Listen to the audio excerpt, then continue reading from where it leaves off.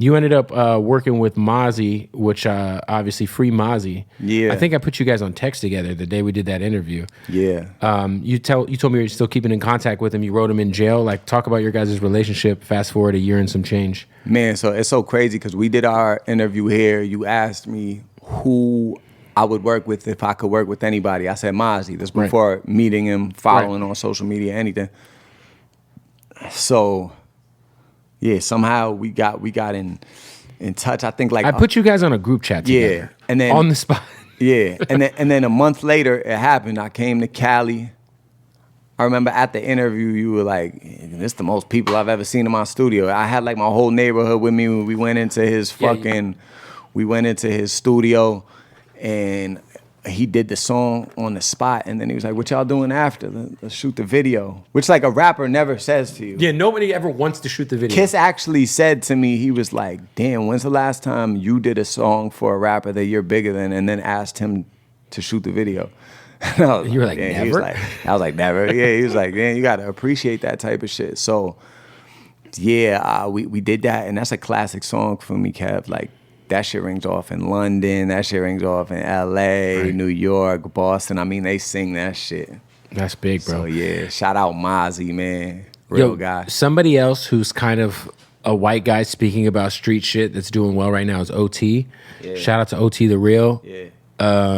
I know you guys have worked together. Would you guys ever do a joint project together, or would that be a little too expected? No, I would do a joint project with him definitely when the time is right. Because he's hard, bro. Yeah, he's one of them MCs, like, when you're a high-level rapper, it's a difference from doing songs with, certain people. Certain people you really got to lock in. Like, you can't bullshit with them. There's certain rappers I could get in the studio. I don't really got to give you the craziest shit because I'm going to still be, top tier. Up here without when trying. You're fucking with somebody who's like this, you gotta really like lock in and pay attention. Like, if you listen to our back and forth song, everybody should go listen to that. That's, I forget what it's called, but go listen to it.